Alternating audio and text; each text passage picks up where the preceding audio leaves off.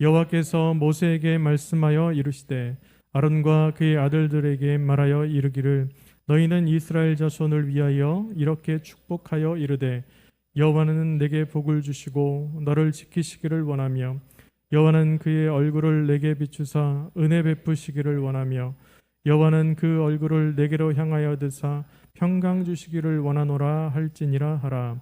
그들이 이같이 내 이름으로 이스라엘 자손에게 축복할지니 내가 그들에게 복을 주리라. 아멘. 오늘은 10월 첫 번째 주일입니다. 그리고 10월의 주제는 그리스도의 평강입니다. 그리스도의 평강 안에 우리의 삶이 온전히 거하는 그런 귀하고 복된 삶들이 다 되었으면 좋겠습니다. 첫 번째 시간으로 해서 평강 주시기를 원하노라. 사실 오늘 말씀의 본문은 하나님께서 제사장들에게 명령하신 이스라엘 백성들을 축복하라고 하시는 제사장의 축복에 대한 본문입니다. 그래서 제가 개척을 하면서 축도를 두 가지를 사용하고 있어요. 두 가지로 마지막 예배 마칠 때. 그래서 제가 구약의 본문을 설교를 하면 이 아론의 축복이죠. 이 본문으로 축도로 예배를 마치고 제가 신약에 있는 본문을 가지고 설교를 하면 바울이 했던 축도를 합니다. 다 알고 계셨죠? 네. 그래서 오늘은 제가 예배를 마치면 이 본문에 있는 말씀으로 마지막에 축도로 예배를 마치는 건데 왜냐하면 한 가지만이 아니라 하나님께서 우리에게 주신 복을 주시고 또 함께 하시겠다라고 하는 말씀들을 우리가 늘 기억하시면서 하나님의 복을 누리시는 우리 삶이 되었으면 좋겠습니다. 자, 그렇다면 하나님이 가장 귀한 복이 뭘까를 생각해 보면서 오늘 한번 말씀을 나누도록 하겠습니다. 전라북도 어느 마을에 다른 논에 비해서 단위 면적당 수확량이 정말 많았던 논이 있었대요. 그래서 바로 옆에 논도 보면 그렇게 수확량이 많지 않은데 이 논에는 유독 그 다른 논에 비해서 수확량이 너무 많았다고 합니다. 그래서 이것을 이상하게 여긴 사람들이 그 논의 주인에게 가서 까닭을 물었습니다. 아니 다른 논도 똑같은 평수에 어떻게 면적당 이렇게 많은 수확을 할 수 있습니까? 벼농사를 이렇게 잘 지을 수 있었어요? 라고 물었더니 이분이 그렇게 얘기를 하더랍니다. 글쎄요, 제가 특별히 한 것은 없습니다. 다만 저는 논에 심겨진 벼들과 매일매일 이야기를 주고받았습니다. 아침에 논에 나오면서 이렇게 얘기했대요. 잘 잤느냐? 이렇게 물었답니다. 벼들에게. 그렇게 인사하고 더운 날은 아유 많이 더웠지? 라고 얘기를 했대요. 이렇게 이야기하는 것 외에는 특별히 한 것이라고는 없습니다. 라고 대답을 했다라는 거예요. 이처럼 자연도 사실은 하나님께서 말씀으로 창조하신 그 창조물이잖아요. 그렇기 때문에 이렇게 대화하고 서로를 사랑하고 이런 관계가 되면 더욱더 풍성한 은혜를 또 결실을 맺을 수 있다라는 거죠. 예수님께서도 세상에 이 땅에 오셨을 때 자연과 대화하시고 뭐 잘 아시는 사건이죠. 풍랑이 불 때도 말씀으로 풍랑을 잠잠케 하시고 이런 모습들이 있었다라는 거예요. 우리도 예수님을 품게 되면서 자연과 대화를 할 수 있을까요? 없을까요? 자연과 대화하시는 분 혹시 계신가요? 집에 있는 화초들과 대화하시고 어렵죠 사실. 그런데 그렇지 않다는 거예요. 자연뿐만 아니라 사람과도 대화를 할 수 있고 여러분도 잘 아시겠지만 예수님께서 오셔서 십자가의 사건을 통해서 회복하신 관계가 있습니다. 그게 첫 번째는 뭐냐면 하나님과 우리의 관계예요.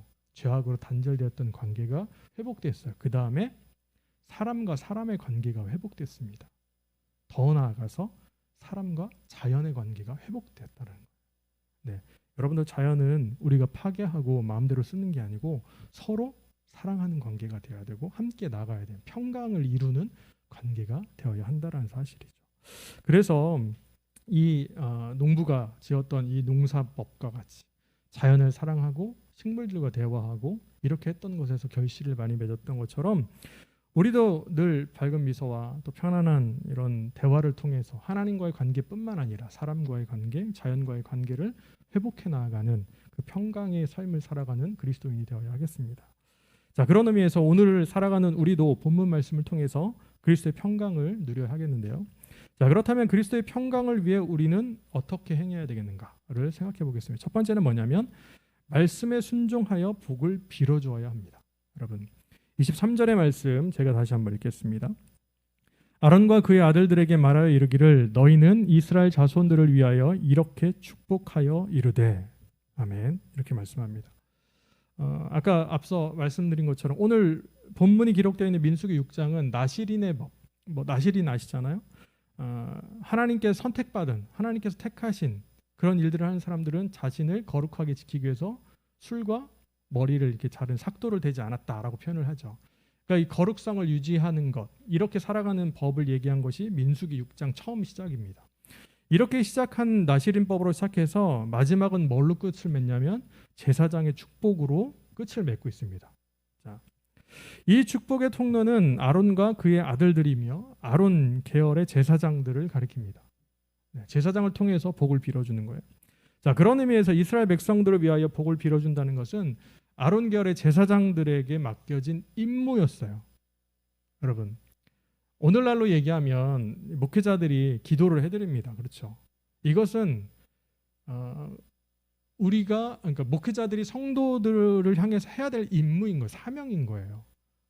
때로는 그렇더라고요. 제가 개척해서는 뭐 그렇진 않고 코로나 때문에 좀 그렇진 않지만 예전에 사역을 하면 늘 성도님들이 목회자분들을 찾아오시거나 전화하시면 첫 번째 하시는 말씀이 그거예요. 너무 바쁘신데 죄송합니다. 네, 아니에요. 전화를 하시는 게 좋은 거예요. 기도를 해달라고 부탁하시는 게 좋은 거예요. 목회자의 사명은 뭐냐면 그를 위해서 기도하고 함께 아파해주고 예배하고 이것이 사명입니다. 여러분, 하나님께서 맡기신 사명이 그것인데 전화를 하실 때마다 바쁘신데 목회자는 사실 바쁘면 안 되거든요. 그렇지 않을까요? 바쁘면 안 돼요. 다른 행정이나 이런 일들로 바쁘면 성도들과의 이 긴밀한 관계를 놓치기가 너무 쉽습니다. 네, 그래서 전화하실 때마다 아니 저한테 뭐 불편하시면 카톡으로 연락하셔도 돼요. 이렇게 기도해달라. 네, 저희는 감사한 거예요. 네, 이것이 이렇게 나가야 돼요. 제사장들도 마찬가지. 민수기 오늘 축복, 이 제사장의 축복도 마찬가지. 하나님께서 맡기신 사명이에요. 임무였다라는 거예요. 복을 빌어주는 것이. 자, 그래서 또한 제사장의 축복에서 알 수 있듯이 제사장은요 복을 빌어주는 자이지 복을 주는 자가 아니다라는 겁니다. 여러분, 복을 빌어주는 것도 하나님의 말씀에 순종하여서 하나님 뜻대로 빌어줘야 돼요. 오늘날 목회자가 착각하는 것 중에 하나가 뭐냐면 자신의 능력이 있다라고 착각할 때가 너무 많아요. 여러분, 참 죄송하지만 저는 아무런 능력이 없습니다. 저에게 능력을 바라지 마세요. 네, 제가 여러분을 위해서 기도할 수 있고 여러분들이 어떤 기도를 요청하시면 기도를 함께 해드릴 수 있지만 제가 여러분들의 그 문제를 해결해드릴 수 없어요. 저도 제 인생을 해결할 수 없는데요. 여러분, 왜 이 말씀을 드리냐면 오늘날 한국교회에서 가장 문제되는 것 중에 하나가 어떠한 특정한 목회자에게 능력이 있다라고 착각해서 그 목회자를 숭배하는 것처럼 신성시 여기면서 그렇게 하나님 대하듯이 하는 것이 너무 심각하다라는 거예요. 여러분, 우리는 다 사람이에요. 중요한 것은 뭐냐면 다만 목회자가 제사장들이 할 수 있는 것은 하나님의 말씀에 순종해서 성도들에게 복을 빌어줄 수 있는 거예요. 그렇다고 제사장이 직접 복을 주는 게 아니라는 사실입니다. 그래서 이 모습도 하나님께서 오늘 분명하게 말씀을 해주시고 계십니다. 더 나아가 축복이라는 단어도 잘 구분해서 사용해야 됩니다. 여러분들 축복이라는 단어를 한자로 찾아보면 어떤 단어를 쓰냐면 빌다, 무엇을 빌다 할 때 축자예요. 그러니까 복을 빌어주는 게 복자죠. 그러니까 복을 빌어주는 게 축복이에요.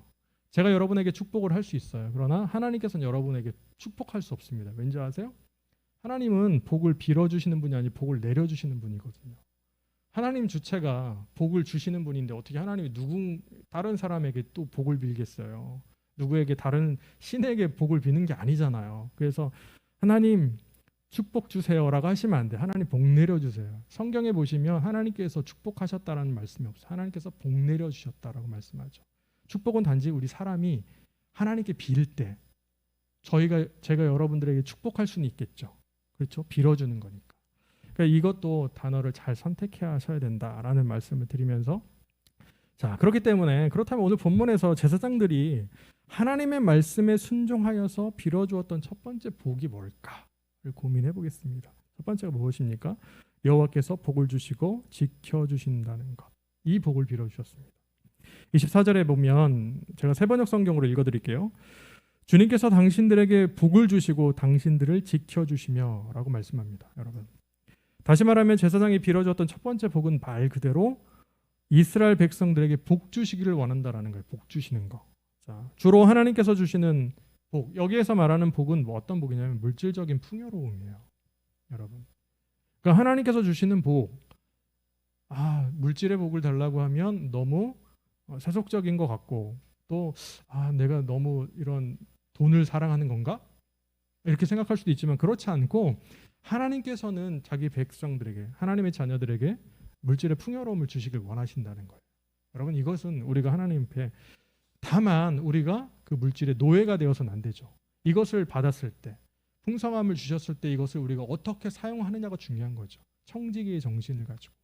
그러니까 하나님께서 주시는 복은 바로 이렇다는 거예요. 그래서 주로 하나님께 주신 이 물질의 풍성함 이미 신약 성경에도 마찬가지인데 제가 찾아보니까 영적인 측면도 있지만 그럼에도 이 복이 소유하는 것, 성공하는 것, 번영하는 것, 그리고 생산적인 것, 건강과 장수 이런 것에 사용되어진 복이에요.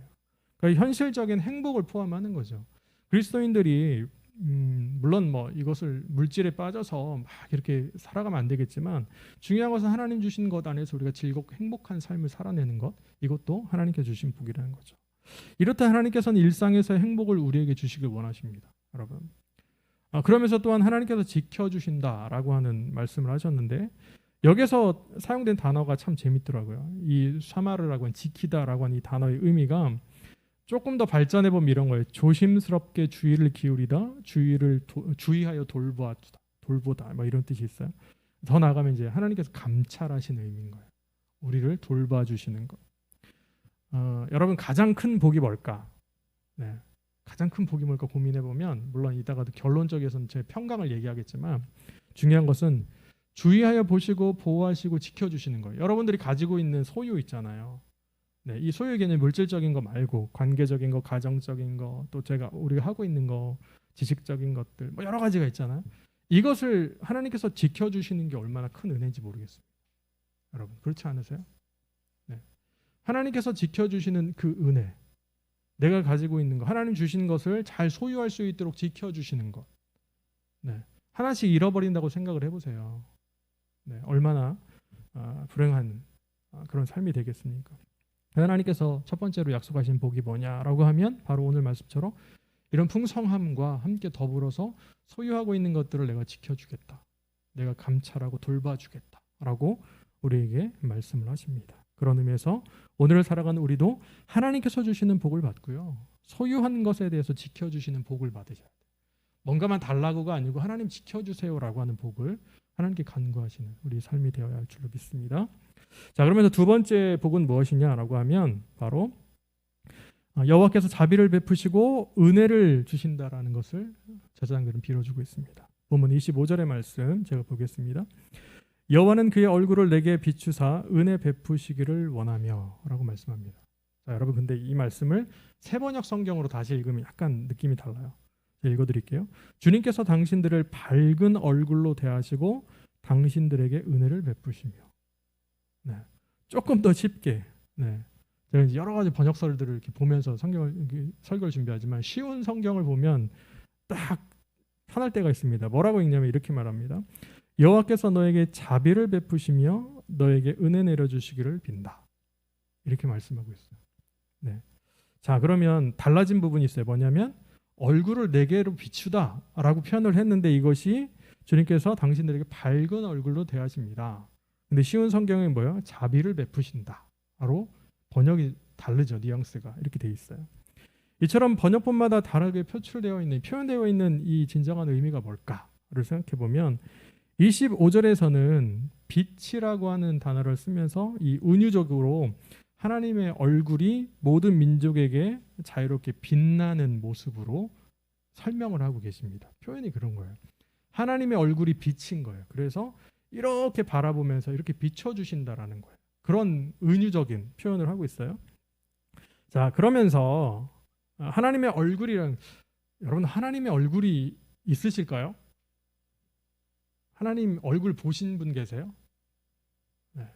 우리나라에서 그 이제 뭐 환상을 보시든 꿈을 꾸시든 뭐 이렇게 하나님 보셨다 그러면 늘 어떻게 표현합니까? 머리가 길고 하얀 옷을 입으시고 지팡이를 딱 짚고, 그렇죠. 마치 산신령과 같은. 네, 우리나라는 너무 이런 거에 세뇌돼 있어요. 옛날에 그렇죠. 그래서 우리나라 사람들이 생각하는 하나님의 형상은 그런 산신령과 같은 형상을 생각할 때가 너무 많아요. 그러나 하나님이 형상이 있으실까요? 없으세요. 네. 하나님의 얼굴, 우리처럼 이렇게 얼굴이 표현될까요? 아니에요. 이거는 지난번에 말씀드린 거죠. 신인 동영론이라고 인간들이 생각할 수 있는 것 안에서 하나님의 모습을 표현해낸 거예요. 사람과 같이, 마치 신이 사람과 같은 모습으로 이렇게 표현합니다. 그런데 그 얼굴이라고 표현한다. 얼굴이 빛과 같이 이렇게 쫙 비춰주신다라는 거예요. 자, 그러면서 하나님의 얼굴을 내게 비추다라고 하는 이 표현들이 뭘까라고 하면 하나님이 그 얼굴을 원래는 숨기다라는 표현이에요. 하나님이 얼굴을 숨기시다. 너무 다르지 않아요? 빛을 비추는 것과 숨기는 것.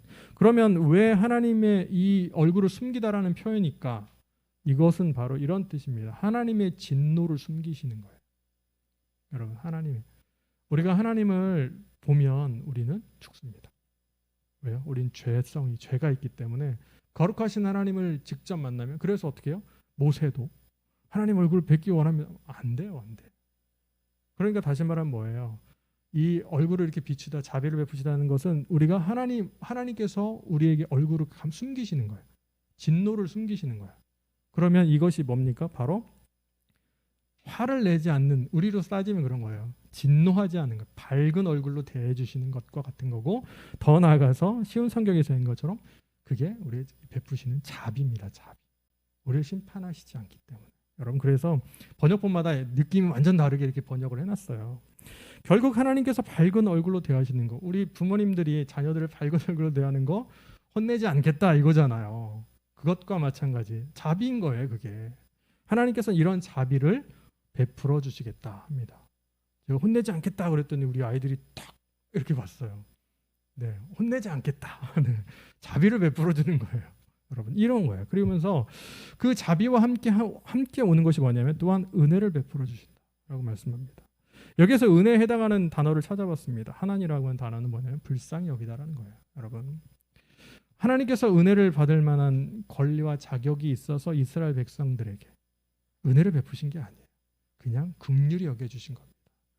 따라서 우리도 마찬가지. 여러분들이 하나님의 백성, 하나님의 자녀로 살아갈 수 있는 뭔가가 있어서 여러분들에게 은혜를 베풀어 주시는 게 아니에요.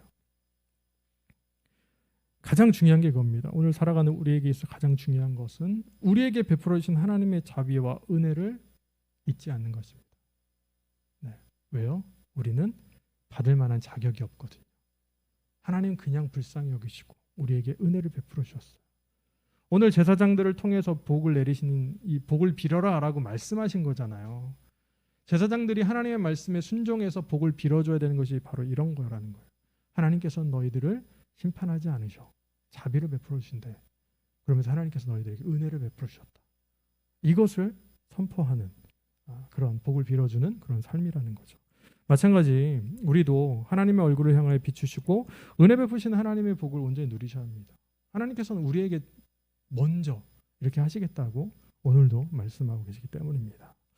자, 그러면 세 번째로 제사장이 하나님의 말씀에 순종하여 빌어주었던 복은 여호와께서 고이 바라보시며 평강을 주신다는 것을 빌어주었습니다. 자, 본문 26절의 말씀을 보면 이렇게 말합니다. 여호와는 그의 얼굴을 내게로 향하여 드사 평강 주시기를 원하노라 할지니라 하고, 네, 이렇게 말씀합니다. 그렇다면 그 얼굴을 내게로 향하여 드사라고 하는 표현은 또 어떤 의미일까? 세번역 성경으로 보면 이렇게 말씀합니다. 주님께서 당신들을 고이 보시어서 당신들에게 평화를 주시기를 빕니다. 네, 여러분. 또 쉬운 성경으로 읽어드릴게요. 여호와께서 너를 내려다보시고 너에게 평화를 주시기를 빈다. 이렇게 말씀합니다. 내게로 얼굴을 향하여 드사라고 하는 표현. 우리를 향하여 얼굴을 드시는 거잖아요. 근데 이게 이 얼굴을 들어서 이렇게 쳐다보다라는 이 뜻으로서 어떠냐면 호의적인 모습이라는 거예요. 호의적으로 대하거나 호의적으로 쳐다보는 것. 여러분들이 우리 성도님들께서 자녀들을 바라보실 때 호의적으로 바라보시고 사랑으로 바라보시고 이렇게 바라보시는 거 있잖아요. 사랑하는 사람을 바라볼 때 호의적이고 그 사람에게 어떻게 해요? 정말 사랑의 눈빛으로 이렇게 바라보는 것. 하나님께서 그렇게 바라보신다는 거예요. 그래서 시음 성경에서는 세번역에서는 이렇게 말씀하잖아요. 고이 보신다.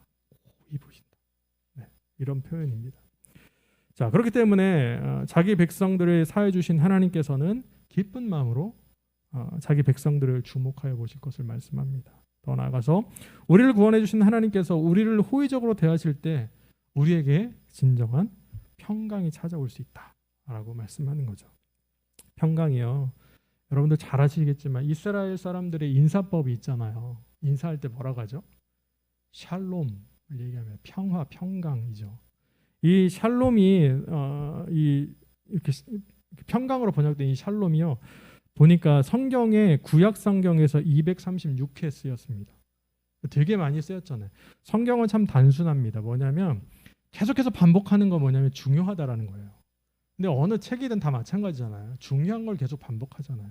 샬롬이라고 하는 이 단어를 236회를 쓰는데 약 50회 정도가 전쟁이 없는 평화를 의미합니다. 전쟁이 없는 샬롬 의미하고 약 25회 정도가 단순한 인사말로 쓰였어요. 그냥 샬롬 이렇게 인사하는 걸로.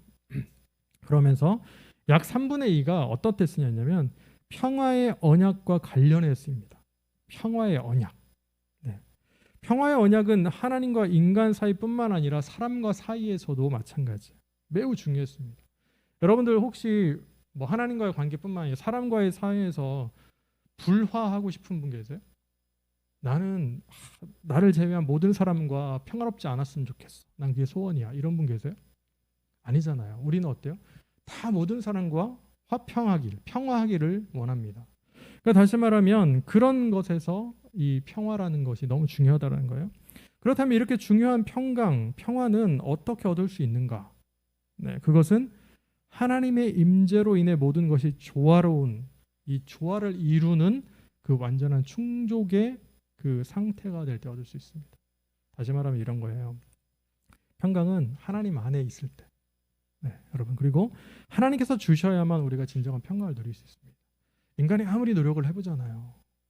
아무리 잘 지내보려고 하잖아요. 그러나 하나님 주시는 평강이 없으면 우리는 그렇게 살 수가 없다라는 거예요. 그래서 오늘 말씀에처럼 제사장들이 하나님께서 제사장들을 통해서 이러한 복을 빌어주어라 라고 하면서 뭐 복을 주시고 지켜주시고 자비를 베푸시고 은혜 베푸시는데 더 나아가서 뭐라고 합니까? 얼굴을 향하여 드시면서 내가 평강 주시길 원한다 라고 말씀하는 거예요. 우리에게 진정한 복은 뭘까? 평강입니다. 평강.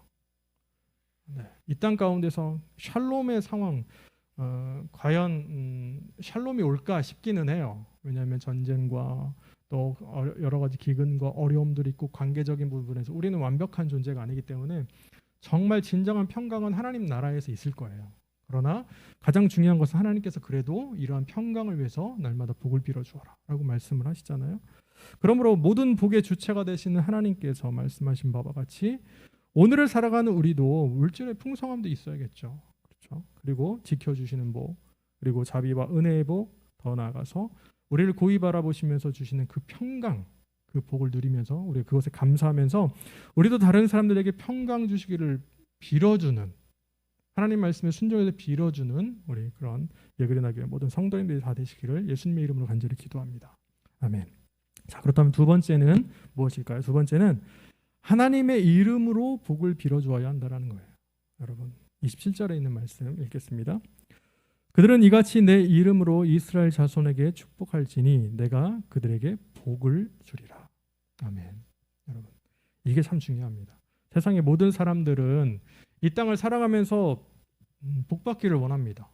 네, 그렇지 않으세요? 우린 다 복을 받았으면 좋겠어요. 그렇죠? 그래서 어떻게 합니까? 연말 연시가 되면 각자 자신의 소원을 빌고 또 복을 기원하고, 근데 이거는 종교 뭐 전 세계 인종을 다 불문하고 그런 복을 받길 원하는 거예요. 사람의 그런 모습인 거죠. 자, 그런데 아까 말씀드린 대로 축복이라는 단어의 사전적 의미를 찾아보면 이렇게 말하더라고요. 남 또는 남의 일이나 미래가 행복하기를 빌거나 그것을 기뻐하여 축하함. 이게 이제 사전적인 의미였어요. 축복에 대한. 그런데 두 번째 다른 의미가 있더라고요. 한번 찾아보세요. 집에 가셔서 뭐라고 되어 있냐면 하나님이 복을 내림. 이런 뜻이에요. 축복이. 제가 지어낸 게 아니고 사전에 있습니다. 네. 사전 역번에다 좀 다르긴 한데 어디는 하나님이라고 나오고 하느님이라고도 나오긴 해요. 근데 하나님이 복을 내리는 게 축복이라는 거예요. 자, 그래서 이 백과사전에 또 찾아봐서 축복을 검색해 보니까 이렇더라고요. 종교에서 축복은 신성, 영적 용서, 신의로 무언가를 주입하는 것을 말한다. 기독교적인 거예요. 네, 축복은 이렇다 기독교적인 용어를 세상에 지금 모든 사람들이 다 쓰고 있어요. 그 정확한 의미를 알지 못한 채. 왜요? 복을 받길 원하니까. 축복합니다. 이 말이 얼마나 좋아하는지 몰라요. 그렇지 않으세요? 다른 사람 축복합니다 이러면 뭐 기분 나쁘게 막 이러신 분 계셨나요? 혹시? 축복한다는데 막 화를 내시고. 아니죠. 누구나 믿는 사람이든 믿지 않은 사람이든 연세가 많은 분이든 아이든 내가 널 축복해 이러면 어떻게 해요? 다 좋아해요. 왜요? 우리의 삶은 그것을 갈망하고 있기 때문이에요. 자, 축복은 다른 종교나 무엇에 이렇게 얻을 수 있는 것이 아닙니다. 그런데 가장 중요한 이 단어의 정의처럼 하나님께서 내려주시는 복임을 우리가 분명히 깨달아야 돼요. 그렇다면 제사장들은 어떻게 이스라엘 백성들을 축복하였을까요? 제사장들은 반드시 어떻게 했냐면 하나님의 이름으로 그들을 축복했습니다. 여러분, 본문 27절 말씀에 이렇게 말씀하잖아요. 세 번역 성경으로 다시 읽어드리면 이렇습니다. 그들이 나의 이름으로 이스라엘 자손에게 이렇게 축복하면 이라고 말씀합니다. 이처럼 제사장들은 자신의 능력으로 이스라엘 백성들에게 복을 줄 수 없었어요. 자신의 이름으로 한 게 아니에요. 내가 제사장이니까, 내가 목사이니까 복을 빌어주겠다가 아니고 하나님의 이름으로 축복할 때는 반드시 하나님의 이름으로 축복했다라는 사실입니다, 여러분. 그런데 이 부분을 조금 더 히브리어 원어에 가깝게 직역을 해보면 그 의미가 좀 다를 수 있습니다. 뭐냐면 여기에서 그들은 이같이 뭐뭐 이렇게 축복할지니라고 번역되어 있는 이 단어를요, 이 원형을 찾아봤거든요. 그랬더니 이 숨이라고 하는 이 히브리 단어가 어떤 사람이나 사물을 특정하는 곳에 배치하다 놓다라는 의미가 있어요. 그러니까 다시 말하면 이런 거예요. 이것을 직역해보면 그리고 그들은 내 이름을 둘지어다.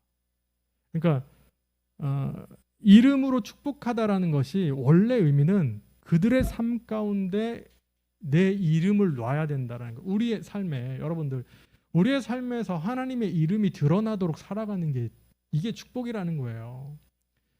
번역을 하면서 이것을 좀 많이 의역을 했습니다. 그래서 한글 성경에서는 내 이름을 두다를 내 이름으로 축복하다라고 번역을 했지만 가장 중요한 것은 하나님의 복이 뭐냐? 우리의 삶에 하나님의 이름이 드러나는 거예요. 네, 여러분들. 내가 평생을 사는데 하나님의 이름이 드러나지 않는 것은 복된 삶이 아니라는 거죠. 이것이 너무나 중요합니다. 제사장들은 이스라엘 백성들에게 하나님의 이름을 선포했고요. 하나님의 이름이 그들 속에서 머물게 하도록 역할을 했습니다. 목회자가 여러분들에게 가장 잘 해야 되는 것, 임무는 뭐냐면 자꾸 하나님의 이름이 드러날 수 있도록 권면해 드리는 거예요. 앞에서 얘기했잖아요. 이런 복도 있지만 가장 중요한 복은 여러분들 안에 신앙이 좀 힘든 것 같아요. 하나님이 계신가 안 계신가 잘 모르겠고 이럴 때 하나님이 계십니다. 라고 옆에서 권면하고 기도해주고 하면서 함께 하나님의 이름을 찾을 수 있도록 하는 것이 가장 큰 복이라는 사실입니다. 여러분, 이것이 중요합니다. 그런 의미에서 결국 하나님의 복은 하나님 안에 머무는 것이고 하나님의 이름이 우리의 삶 가운데서 불려지시는 거예요.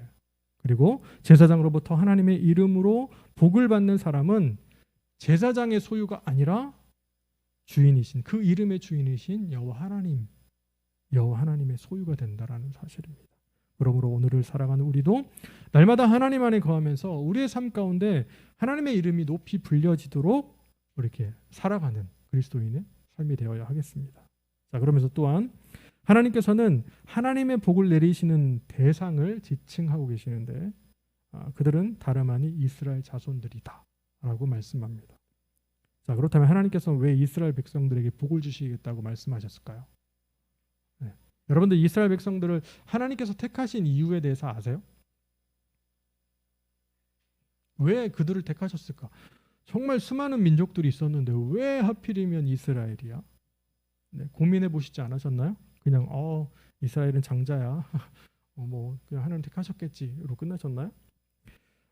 그들은 결코 하나님께 택하신 이유는요. 이스라엘 백성들이 민족성이 우수하거나 남달리 하나님을 향한 신앙이 두터워서가 아니에요. 네, 성경에 보면 이렇게 말씀합니다. 신명기 7장 7절에 이스라엘 택하신 이유가 나옵니다. 이렇게 말씀합니다. 여호와께서 너희를 기뻐하시고 너희를 택하심은 너희가 다른 민족보다 수요가 많기 때문이 아니니라. 너희는 오히려 모든 민족 중에 가장 적으니라. 모든 민족 중에 가장 적었어요. 그러니까 이 말씀은 뭡니까? 하나님께 택하신 것을 자기 스스로 자랑할 수가 없는 거예요. 우리는 원래 적으니까, 가장 연약한 존재이니까. 제가 그래서 이 말씀을 처음에 이제 접하고 그 생각을 해봤어요. 우리 민족이 더 작았어야 되는데. 그러면은 구약 때부터 우리를 택하셔가지고 사용하셨겠지? 물론 지금도 택하셔서 사용하십니다. 이 이야기가 뭐냐면 하나님께서는 가장 연약한 자를 택하신다는 거예요. 내가 무엇을 화려하고 내가 가진 게 뭐가 많고 내가 할 수 있는 능력이 많아서가 아니라 하나님은 아무것도 없는 연약한 자들을 택하신다는 거예요.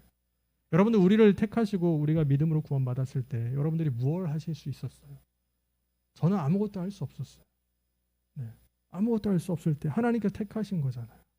이스라엘 민족을 택하신 건 바로 그렇습니다. 그래서 하나님은 이스라엘 향한 사랑 때문에 그들을 택하신 것이고 그 사랑으로 인해서 하나님은 그들 위해 은혜를 베푸셔서 일찍이 이스라엘 민족들을 족장들과 언약을 맺으시고 그 언약을 지키셨던 거예요. 여러분, 그 단지 그거예요. 그런 의미에서 오늘 살아가는 우리도 하나님께서 자비와 은혜를 베풀어 주셔서 죄를 용서하시고 구원하여 주셨습니다. 여러분. 그런데 이 또한 이스라엘 백성들과 마찬가지로 우리가 할 수 있는 게 아무것도 없는데 내가 무언가를 해서가 아니라 아무것도 없는데 신앙이 좋아서 아니요. 민족성이 좋아요. 아니요. 그게 아니고 하나님은 그냥 인류를 사랑하신 하나님께서 우리를 택하신 거고 십자가에서 죄를 용서하신 예수님의 은혜로 그 하나님의 사랑으로 우리는 구원받았고 하나님의 자녀가 되었습니다. 여러분은 그러기에 여러분들이 신앙 없다고 제가 신앙 없다고 좌절하실 필요 없어요. 왜요? 하나님께서는 여러분들의 신앙을 보시고 택하신 게 아니거든요. 여러분들 원래 연약해요. 저는 원래 연약해요. 다만 하나님의 사랑을 받았어요. 하나님의 은혜를 받았어요. 그러면 우리는 그 은혜를 잊지 말자. 그 자비를 잊지 말자. 이것이지 우리의 신앙이 결코 좋아서 먼저 택하시고 이런 거 아닙니다. 교만할 수도 없고요. 우리 행위를 자랑할 수도 없겠죠. 그래서 이 사랑과 은혜를 먼저 받은 자로서 우리도 믿지 않는 사람들에게 하나님의 사랑과 예수님의 그 은혜를 증거하는 그런 삶을 살아가는 그리스도인이 되어야 하겠습니다. 마지막으로 이처럼 하나님께서 하나님의 이름을 삶 속에 두고 살아가는 하나님의 백성들에게 앞서 언급했던 제사장을 통하여 빌어주었던 그 복을 주시겠다고 말씀하시는데요. 그런데 이렇게 말씀하시는 이유는 뭐냐? 친히 여호와 하나님께서 이스라엘 백성들에게 복 주실 것을 강조하는 것인데 축복은요 제사장에 의해 선포되지만 복은 누가 주실까요? 하나님께서 주신다라는 것을 다시 강조하시는 거예요. 앞에서 이렇게 쭉 얘기했던 거 이런 복들을 나열했는데 결국은 뭐냐? 제사장이 주는 게 아니고 목회자가 주는 게 아니고 어떤 능력, 은사가 있는 사람이 주는 게 아니고 하나님이 주신다라는 거예요. 여러분 이게 참 중요합니다. 오늘날도 마찬가지예요. 목회자가 성도들에게 복을 주는 것 아니라고요. 네. 여러분들 제 무덤을 파는 걸 수도 있지만 가장 중요한 건 목사는 신이 아니에요. 여러분 목회자에게 맹종하지 마세요. 가장 중요한 것은 뭐냐면 순종하는 것, 서로를 사랑하고 서로와 함께 나가는 것은 하나님 말씀 안에 근거해서 하나님 뜻 가운데 행할 때 가능한 거예요. 네. 근데 목사가 자신의 생각과 목회자가 자기의 자꾸 사리 사욕을 챙기면서 하나님보다 위에 서려고 하면 여러분들은 떠나셔야 돼요. 비판하셔야 돼요. 네. 왜요? 그것이 목사를 살리는 길입니다. 저는 오늘날 정말 안타까운 일들 너무 많이 보면서 목회자에게 너무 맹종하신 한국교회 성도님들 너무 바라봐요. 아니라는 거예요. 아니에요. 하나님께 순종하셔야죠. 하나님의 말씀에 근거해서 하나님의 뜻 가운데 나아가야지 아무리 앞에서 능력이 있고 규모가 있고 뭔가를 다 했다 해도 사람은 사람입니다. 여러분 가장 중요한 거예요. 복은 아무리 아론이라고 해도 아론이 주는 게 아니에요. 누가 주시냐면 하나님께서. 아론은 다만 빌어줄 뿐이에요. 여러분 이것을 놓치지 않았으면 좋겠습니다. 우리는 하나님께서 주시는 복 제사장의 축복, 즉 물질의 풍성함 지켜주시는 것 간구합니다. 그리고 자비와 은혜와 이런 것들을 바라봐요. 그리고 고이 바라보시면서 우리에게 평강 주시는 이 복을 받길 소망해요. 그렇다고 아론에게 매달리시면 안 된다는 거예요. 아론이 줄 수 있는 게 아니에요. 하나님께서 주십니다. 그래서 하나님의 복은 하나님 안에 머무시는 거고, 하나님의 이름이 우리의 삶 속에 선포되는 것이며, 더 나아가서 하나님의 백성으로 살아갈 때 받을 수 있습니다. 여러분, 하나님과의 관계를 온전히 더 잘 맺고 살아가야 돼요. 근데 중요한 것이 있습니다. 그러기 위해선 우리가 하나님과의 평강의 관계를 누리셔야 돼요. 네.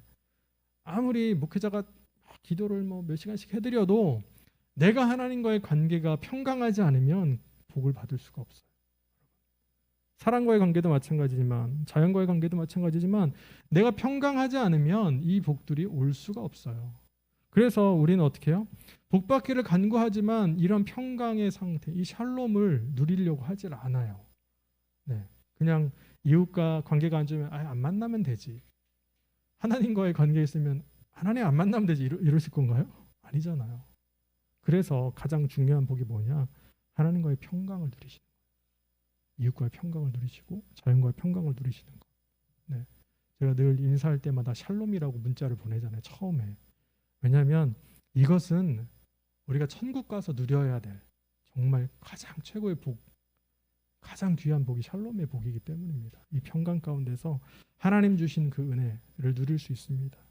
사랑하는 여러분, 그러므로 우리는 날마다 우리의 삶 가운데 평강 주시기를 간구하는 그런 삶을 사셔야 합니다. 여러분, 하나님과의 평강, 그리고 이웃과의 평강 주시기를 간구하면서, 자연과의 평강을 주시기를 간구하면서 살아갈 때 하나님의 자녀로서 복을 누리며 살 수 있게 됩니다.